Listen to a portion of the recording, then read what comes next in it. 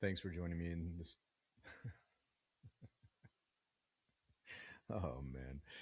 Thanks for joining me on Talking to Horses. I'm Jay Subquich, the host. And I got to tell you something. I can't stare into a camera yet.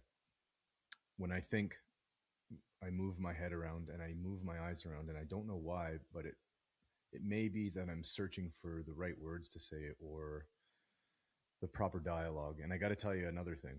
I have a pretty good stutter, and I do my best to not stutter when I'm speaking. And one of the reasons why I have a stutter is because often my brain acts like a thesaurus. And so what it does is when I'm speaking, I'll have a particular word that is profound or important in the language or the way that I'm delivering my speech. And I'll have sort of an invisible drop down box that offers me a choice of words. And when I have those choices sometimes, especially if I'm in a flow state or if I'm trying to be philosophical or I'm thinking deeply, all of the words want to come out at once. And so I end up having this stutter, and it has affected me for many years. It comes and goes. Sometimes it happens more frequently. Sometimes it doesn't happen at all. Sometimes when I'm really nervous, it comes out. Sometimes, like the last few minutes, everything's cool. So for me, while I'm recording these podcasts with video, I find it difficult to look at the camera. I find it strange and difficult to go like this and stare at the camera and speak, because as I'm speaking and I'm trying to think and formulate my thoughts, I'm looking, and I'm not looking at anything. My brain is looking, my mind is looking somewhere. And so I have analyzed how I do these video podcasts, and I see all the time that I'm looking one way or another. I'm looking down and then I'll glance at the camera. It's just the way I am. I can't do anything about it. But let's get on to the topic. Today's topic, I've been thinking about this forever, for much of my adult life. I've read so many books on it. And it is, what are we? What are we as human beings? I'm going to try and look at the camera for you guys. And then look back at the video in front of me and look at the camera, look up around. Uh, Maybe I'm on the spectrum. Who knows? What are we as humans? There's a classic. There's a classic phrase that goes something like, "We're not humans having a spiritual experience. We're spirits having a human experience." And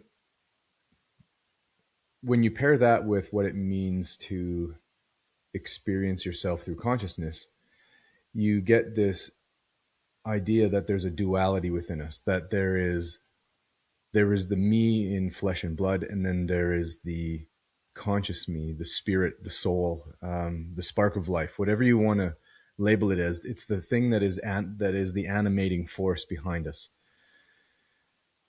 And there are so many avenues. There's so many things that we could be. There's the religious look at life.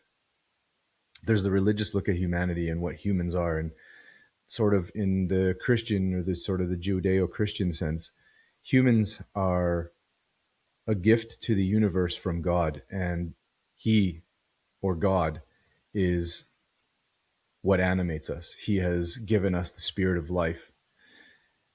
And that never really gives us a final explanation, other than we have to believe on faith, which many of us do, that it is God that has given us life. But then there's something that always kind of leaves you hanging, because then you have to ask about God and where did God come from? And maybe it's that God is an eternal thing, and that can't be answered. Then there's the cognitive scientist. He's also a philosopher. I read a couple of his things. His name is Dan Dennett, and he was really popular. Maybe he still is in some circles, but really popular in the mid 2000s.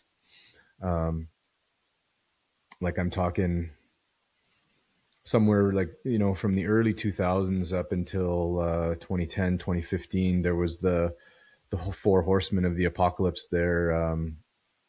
Sam Harris, Dan Dennett, Richard Dawkins, and Christopher Hitchens. And they did all kinds of work in the atheism space to talk about science and the reason that people are people, and what it means to be human, and what is consciousness, and how does it all fit in, and why is religion bad, and how do we better humanity through the sciences. And they're all wonderful and brilliant people. I was very fond of them all, though I have had a change of heart over the many years of trying to study and understand life and what it means. But Dan Dennett seems to believe that consciousness is illusion. The animating spirit, the reason that we experience is an illusion. It is just a basic part of our internal perception and nothing more. But that also begs the question as to why we have such a deep internal experience. Why it seems like if you were to shut all the lights off, if you were to take away your sense of smell, the ability to touch, the ability to see because the lights are off, and all of your senses, except for your internal perception, what was left is this thing called your agency or your consciousness. And Dan Dennett says it's an illusion. And I've never been able to really fathom or understand what that could mean, that we live in an illusion, that what we are is some sort of like biomechanical entity that simply goes about and does things, and what we are experiencing is nothing more than our senses. And I think that leaves it open to a lot of criticism, because I don't think that it helps to explain love and how powerful love feels. And I really don't think that helps to explain art in all of its forms, whether it's podcasting, whether it's music, whether it's painting. How could simple flesh beings who do nothing more than perceive carry out such exquisite and beautiful architectural, musical, transcendent, sublime things? How could we, if we are an illusion, if we're just a ghost in the shell, if that's the right way to say it?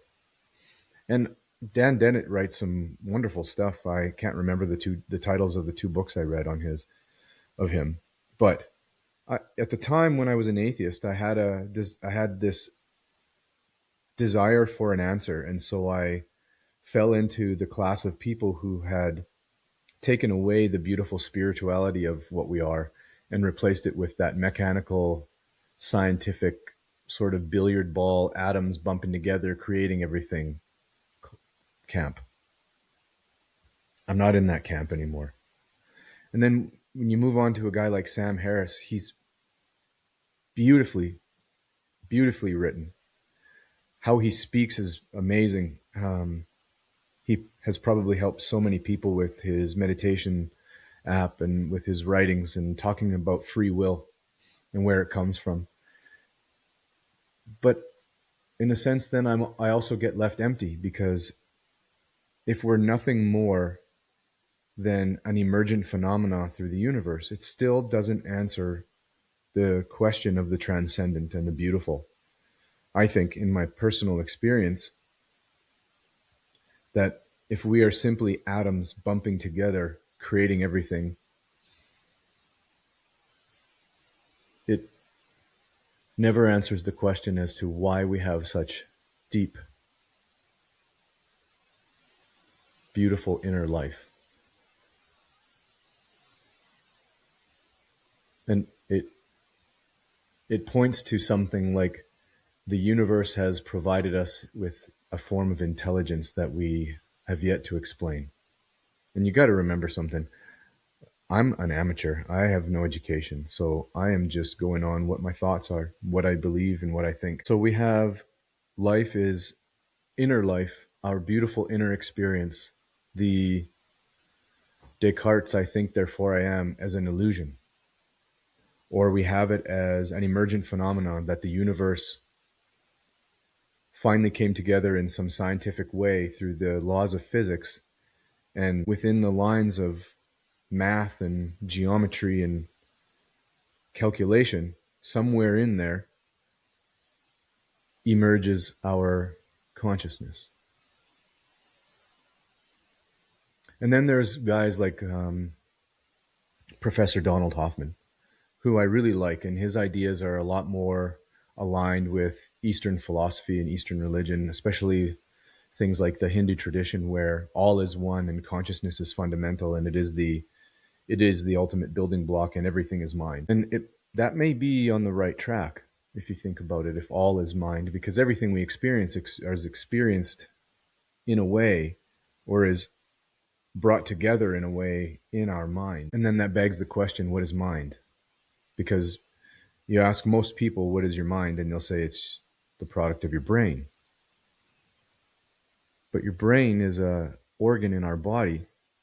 And when examined through MRI or CAT or all of the various other acronyms of scanning the human body, what they see simply is electromagnetic fields. Or to dummy it down a little bit more, simply electricity. So where does mind come from electricity? And that's just another open question that we don't have an answer for.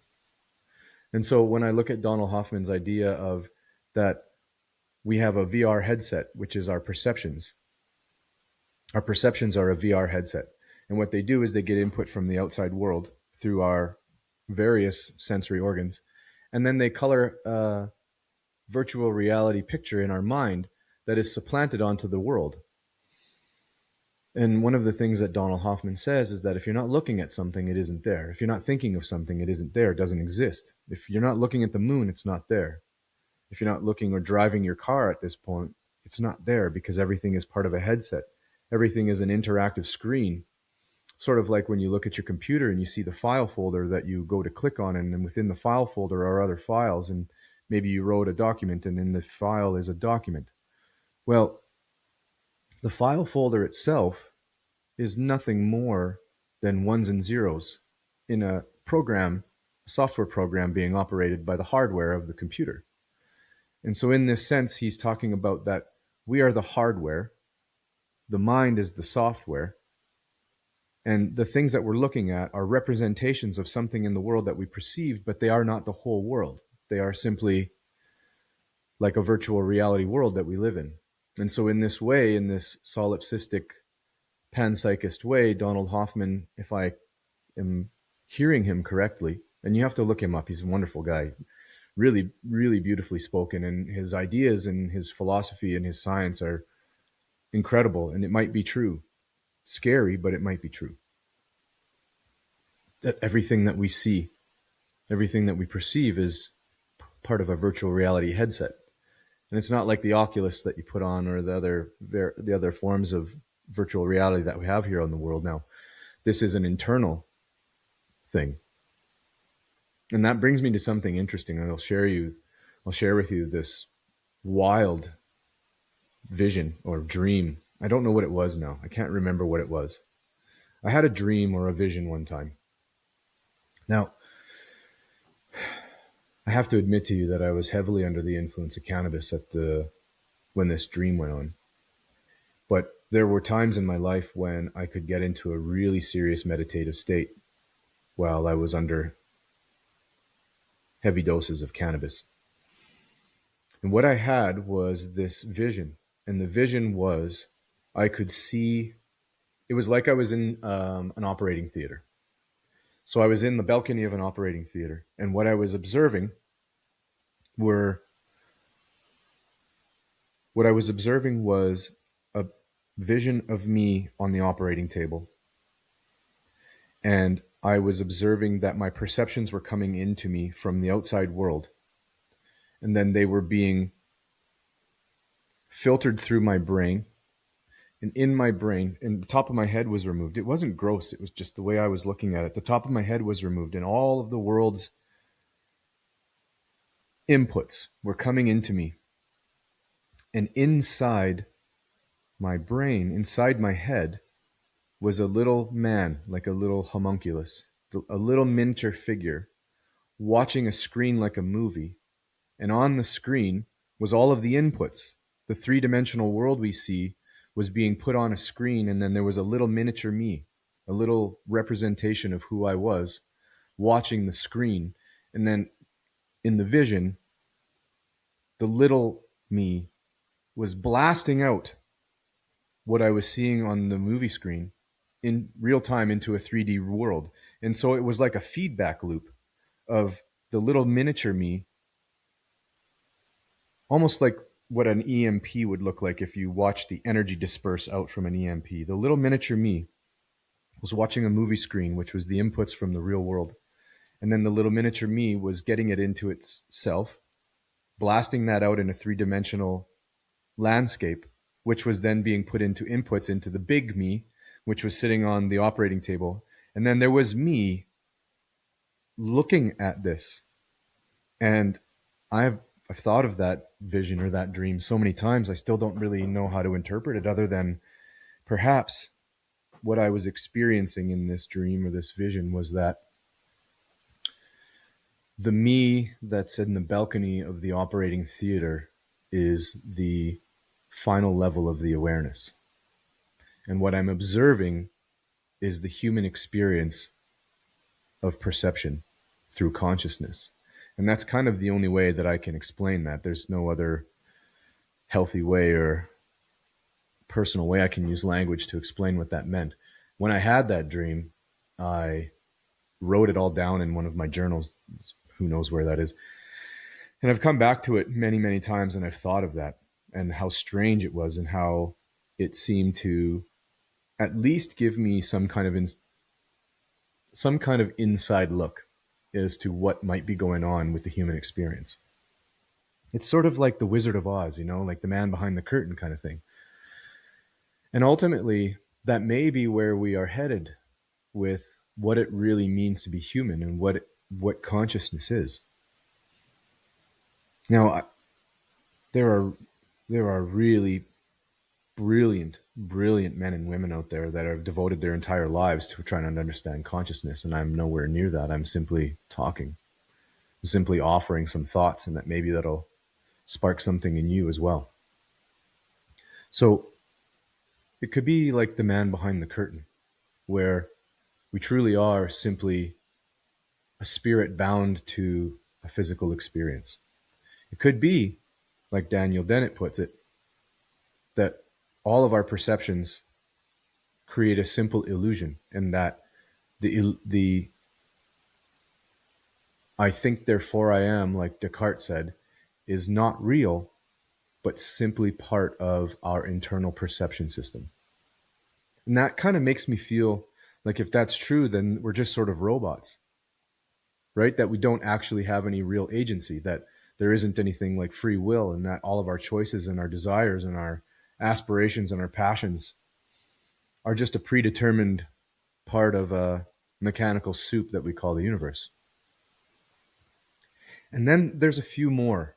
There's 2 more real big ones. These are the real spiritual and religious kind of ways to think about what it is to be human and what we are and what it means to be human, what it means to be conscious and have agency. So I guess when I say consciousness, what I mean is the deep inner experience that, although we use language to define and explain, when you take language and you try to break it down, eventually you run out of ways to explain what you're experiencing. And that is where consciousness is. And I'll give you an example, and then I'll try to talk about the 2 other ways that I think consciousness may be the thing. When you smell a flower, you have an experience of the smell. Now imagine a being. Imagine a being from another planet that doesn't share in our version of perception, but remember, this is just a hypothetical, so I can show you why language completely fails at explaining our inner experience, at explaining what our inner conscious experience really is. So imagine in this hypothetical that you're communicating with human language to an entity that is just awareness, that cannot experience like us, but can simply communicate with us through language. And so this being says, "What does that flower smell like?" And so you look through your catalog of English words or whatever language you speak, and you say that it smells fragrant and beautiful like a perfume. "What is perfume?" says the being. And then you explain what perfume is, and that it has a smell similar to a flower. And maybe you say, there's a sweetness to it. Well, what is sweetness? Well, sweetness is the smell like the smell of sugar. And you can see what happens here. No matter how many times you do this exercise with the entity that you're trying to communicate with, you never find the word to actually define or characterize or provide a real explanation as to what you're experiencing. It's the same as if this entity couldn't see color. And you're describing the sky and you say, the sky on this world is blue. And the entity says, describe blue to me. How do you describe color? You just say other words in the English language or whatever language you're speaking that don't actually represent what we are experiencing in our minds. You can't. You come to a dead end. You come to a place where what you are doing is describing language itself and you're not describing experience anymore.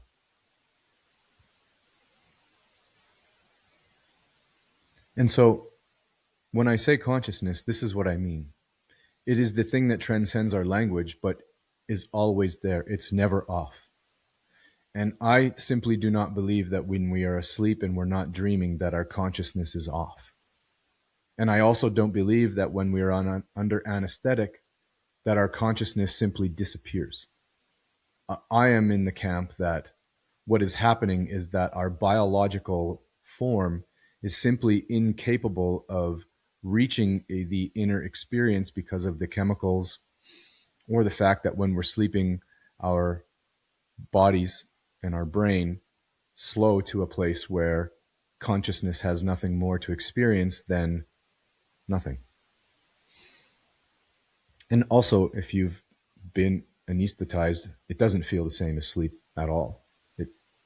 You can almost sense, you can sense the sleep in a way.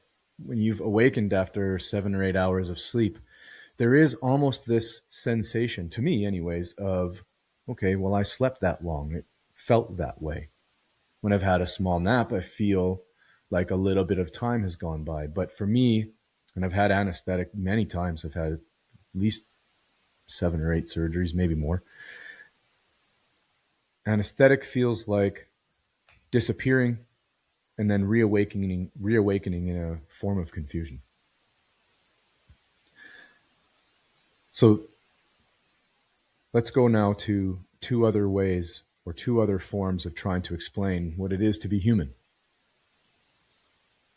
I've already touched on the religious explanation. And I'm prone to believe, or I'm prone to accept the religious proposition in a way that is also spiritual. And I think it for me personally, it blends this way. So these 2 propositions are sort of one and the same, I believe. And now ultimately, when we're talking about energy and source or the original spark or God, I think we're just using words to describe the same thing.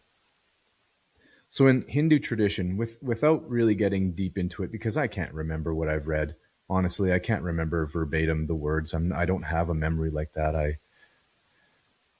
The basic premise is this: all is one, all is energy.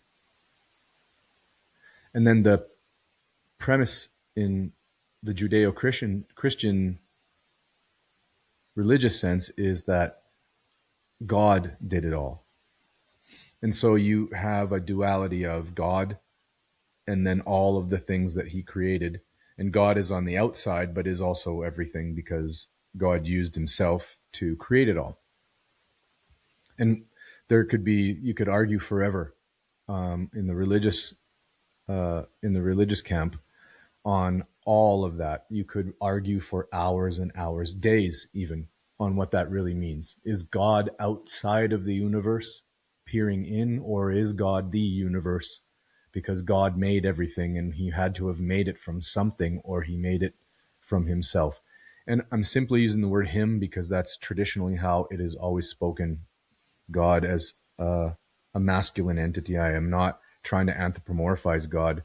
In fact, it's better to probably use the word it, though that probably diminishes the powerful, transcendent,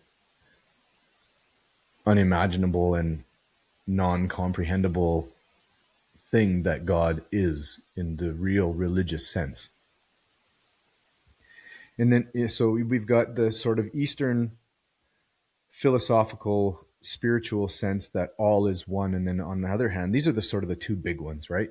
And on the other hand, we've got God, and God did it all. And the question with the Eastern side, with the spiritual side, which is all is one, all is energy, is okay, where did all the energy come from? And then on the other side, the religious side is, okay, if God did it all, where did God come from? And it's 2026. I follow physics closely. I can't write down a single physics formula. I can't even write down basic grade 12 math. Honestly, I don't have an education, but I follow the physics. I follow the stuff on biology. I follow philosophy and cosmology very closely. I read a lot of it, only to learn as much as I can, not to try and become something more, but only to learn. And here's what I think. I think that between spirituality and religion and science, they're all looking at the same thing, and all of it ends up relying on faith, because all of it ends up being that there is no answer to the final thing, the final question. So in the physics world, we've been able to reduce the universe to its smallest size, which is a thing called the Planck scale. And the Planck scale is simply what is the smallest sort of packet of energy that can be measured before there's nothing more to measure. And it's like something ridiculous, like a single Planck spherical unit would measure if it was like if it was a thing like a particle, not like an atom or an electron, something smaller than that. Those things are way bigger on a scale, magnitudes of order bigger. The Planck scale is something that is mathematical in its conception and impossible to understand in your mind. But the Planck scale is something like 10 to the minus 32 is the size of Planck unit.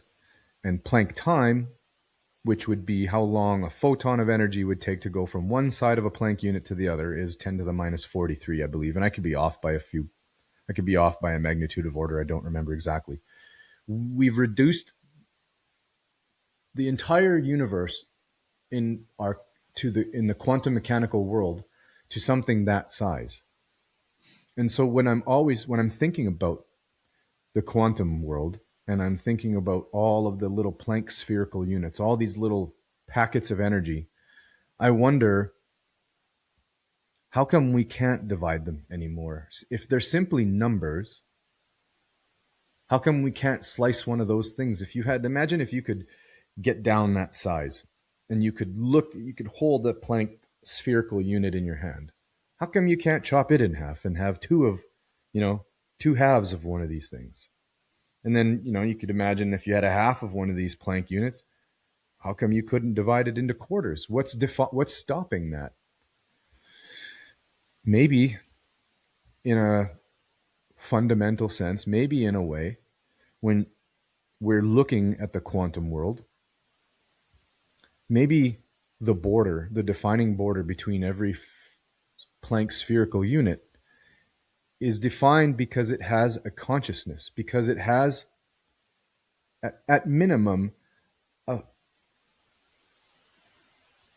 constraint on it so that it is identifiable from its neighbors. How do I explain this so you can try and follow this thread? Because what I'm trying to figure out is where does consciousness come from? And if consciousness is fundamental, if it is a fundamental quality of the universe, then to me it makes sense that everything needs to have some constraint that identifies it from its neighbors. Otherwise, we would have what is called homogeneity. I believe that's what it is, which is everything. If everything couldn't have a defining border, couldn't identify itself from its neighbor. Now remember, I'm using language, and I'm using anthropomorphic language big time, because I can't speak in physics terms. I don't know what the symbols are. any of the math represents. All I'm doing is thinking about where could consciousness come from? If at the very smallest level of what we can measure, the universe is a field defined by Planck spherical units, how does every Planck spherical unit, if there are individual Planck spherical units, how does it define its border against all of its neighbors so that it can become something grouped together to become an atom? And then each atom is considered to be what we now know is a packet of energy. And then the other atom beside it is a packet of energy, and you bring them all together and you create a little molecule. And then once you've got a bunch of molecules, you can have all kinds of stuff, which leads to the entire cosmos, which leads to everything that we have, including ourselves. And somewhere in there is us, is our consciousness. And so this is where it ends up being a confusing mess.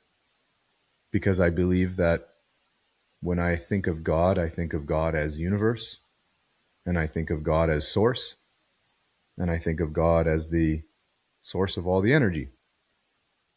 So there's this trifecta between spirituality, science, and religion that I believe we're all arguing for or against, but are all pointing at the same thing. And what they're all pointing at is a question. And it's the ultimate final question.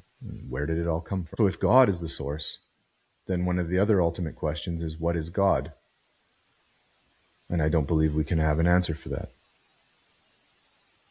And if it's the Big Bang, and the Big Bang came from nothingness, well, how did that happen? And if it's the spiritual Eastern religions, like the Hindu faith, and all is energy, and the energy is God, I'm saying the word God because it's more like, in that tradition, I believe that it's more like God is the energy, and all are one, and we all are the thing. We all are God's energy, and there's no division. It's simply that we are a dissociated boundary experiencing itself, and we are all part of Source. And then that's exactly what religious belief says. The story of Adam and Eve. In the beginning, God created man. And then we have this beautiful story of Adam and Eve in the Garden of Eden and all of what transpires there, and the sin and the, being damned to a life in a human form and all of the problems that come along with that. It's part of that story. So what we have to believe, if we are literally believing in that interpretation, is sort of like imagining God putting two little humans down, making them with the stuff that he makes everything with, and then dropping a human in adult form, man and woman, into a garden on planet Earth. They just poof, God makes them. And they're the two only human beings, and they're going to flourish in the Garden of Eden, but for the great sin of eating a piece of fruit. And I pray to God, and I think on God, and I think on Jesus and what that means to everybody. And in a blasphemous sort of way, these stories seem like allegory and metaphor for something that really is true. That maybe over the course of our history as human beings, there have been some people that are so brilliant that revelation to them feels like a religious experience. And why wouldn't it? Why wouldn't it 4,000 years ago, 5,000 years ago, if a shaman or a spiritual leader had a download or an idea or a thought that came to him that we are all one thing, that there is no difference between the tree and the ground or the water and the air. These are simply just different forms of the same thing. Because one of the things that becomes difficult is that if we all ended up being these individual packets of things that are all different, that are all from different things, what is all the different things? And how do we even have an experience or a communication or a transaction with things that are completely separate or different from us? Like if I was made of atoms and one of the horses out in my horse pasture was made out of something else that's not atoms, how do we communicate? And you can communicate with a horse, I'm telling you right now. You don't even have to speak to them. There is an energetic transfer. There is something between horse and animal that happens, that is going on. This can be measured with scientific equipment. This can be felt as a human being. If you open your heart and your mind to it, you feel it. You really do. If we were different things, if God was making everything with a piece of clay over here and a piece of wood over there and human flesh over here and rock over there, how would we ever have experience? How would we ever come together and know one another if it wasn't for some underlying connecting thing, a force, a field, a force field, some energetic source? And so I really do believe that as humans, we are, and here's my belief, I think we are all source. I think we are all one thing. These are not my words. Humans, really, really brilliant humans, have been writing about this forever. Actually, every ancient civilization leading up to right now has claimed this, that we are all one. I just heard a video. I think the guy's name is Chase Hughes. He's pretty popular on YouTube now, and I think he's former CIA, and he's all about. He knows a lot about the human behavior. He's a behaviorist, I believe, and he's obviously well studied. And he just put out a video on this, and he said that every ancient civilization, every single one, has an origin story that claims that we are all one, that we are all from one thing. We use different words and terminology, and we use different stories to go about explaining that to our tribesmen, to our people. But when you boil it all down, it's really just we are all one, or thou art that, right? Is that Hindu? Maybe it's not. I have it written down. I'm just going to look for it here. And I'm going to say it really wrong, but I have it here somewhere. And like I said, I don't know if I'm saying this wrong, but it's Tatvan Asi, which means thou art that. It's from the Hindu Upanishads. And really what it means is that you are everything, and so is everything else. It's you're not a drop of water in the ocean, you're the entire ocean in a drop of water thing. Every civilization that's ever recorded itself or told stories and had them last through the generations says the same thing. So when you think about yourself as, what am I? What does it mean to be human? What is consciousness? Then maybe that's the answer. Maybe the answer is that we simply all are energy. And it doesn't give a finality to where energy came from, but at least it gives us an idea of what we are. And this is a bit of a side tangent, but it just came up in my head. Here's something interesting to think about. We always say that God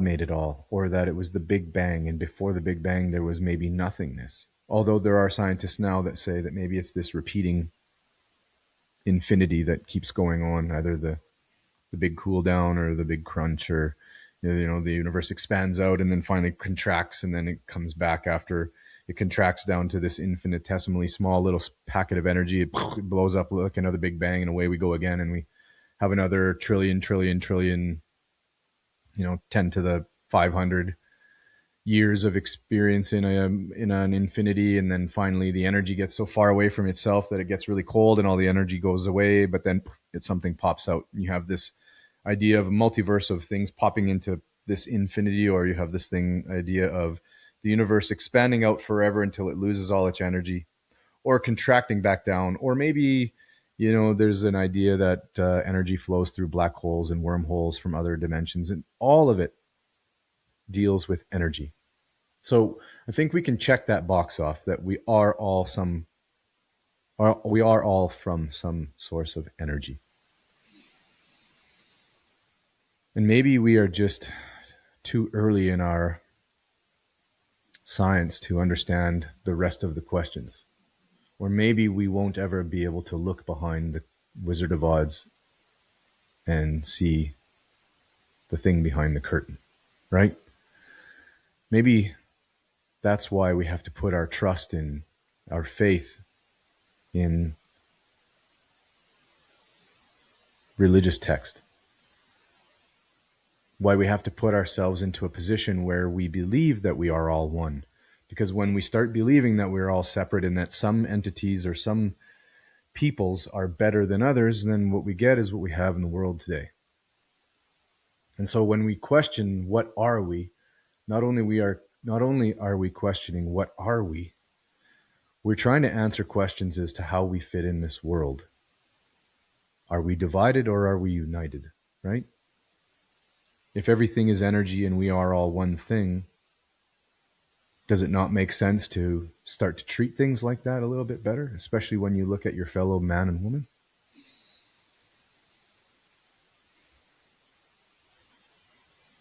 With every question, there ends up being a question on each side of the answer, right? It's sort of the paradox of information and knowledge. Like, who said this? It might have been Neil deGrasse Tyson. I love this analogy about knowledge and wisdom and information and trying to understand things. I'm going to say it in my own way, but ultimately it's this: imagine that the totality of human experience and wisdom is a white dot on a black balloon. And maybe it's a pretty decent sized white dot on that black balloon. But the black balloon isn't blown up yet. And as we blow air into the black balloon, the white dot expands as we put in information, as we put in knowledge, experience, understanding, wisdom. As the white dot expands, so does the black. And the black represents all that we don't know, and the white represents all that we think we know. And you can see the paradox here. Maybe if the balloon can expand forever without popping, what you have is a balloon that gets bigger and bigger, bigger than the white gets bigger. The white gets bigger for sure, right? You know, you can imagine painting a little white circle on a black balloon, and as you blow air into it, yes, the white circle is going to get bigger, but the balloon itself is going to get much greater in its expanse. And maybe we're going to always live in this paradox of never being able to catch up to the black part of the balloon. And we'll always only ever be able to live right on the edge of the white, where our knowledge is expanding into the black, but the black is expanding farther away, faster than we can ever catch up. Something else to keep in mind is that though we don't have these answers, what we have is the human experience anyways. And the human experience is such a wild trip, man. I have it really good compared to a lot of other people in the world. In fact, I feel sometimes ashamed at the sorrow and the pain and the anguish that I've experienced in my life compared to what other people have had to endure. There are so many places in the world that are just rotten and filthy with the worst kind of humanity, evil, and things that you would call satanic. I mean, that seems to be what represents the darkest and most disgusting things that humans do, is satanic and evil and malevolent. And I have yet to have experienced that in my own life. But when I look at my life subjectively, I've had a hard life in some ways, but I've also had many, many beautiful experiences. And so if we become nihilistic because we don't have an answer, if we look at our consciousness and say, whatever, it doesn't matter, nothing matters anyways, I think that's wrong. The universe doesn't care, but I care. And your mom cares. And your children care. And the people around you care. None of us want to die early. None of us want any of this to end. If we all wanted it to end, it'd be gone. We would have all done it already. If the drive to nihilism was so powerful that we were willing to take our own lives en masse, we wouldn't have made it this far. Yet there is a propensity to survive. There is something burning inside us that excuse me. There's something burning. There goes the thesaurus I was telling you about. I just stuttered there because of too many words came into my head. There is something that drives us. The animating spirit, what they call the élan vital, the consciousness, the awareness, the agency that we have keeps us going. Something drives us to survive and live, though living in a human experience is wildly challenging for everybody. And anybody who says they just have the perfect life are lying. Here's the point. When we ask all these important questions, sometimes it can be overwhelming. You can almost feel scared.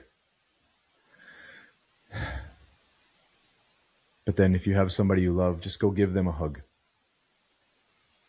Go outside, hold their hand, watch the sun come up. Feel the transcendent. And that makes it all worth it. The answer to we'll never know all the questions is, so what? We still have this. We still have the human experience. Whether it's an illusion, whether God gave us a soul, or energy gave us a spirit, most of us, if not all of us, if we have the right way of looking at life, should be grateful and thankful. Otherwise, like Albert Camus says, why live at all if it's not worth it? It's so absurd that that's what makes it worth it anyways, because you rail against the absurdity and you live for living, not for answers. I hope you really enjoyed this confusing ramble of my mind. I hope that it made sense in some way. Or if it didn't make sense, I hope at least if you've listened, you've started asking some questions yourself and realized that even if you don't have an answer, so what? Cheers.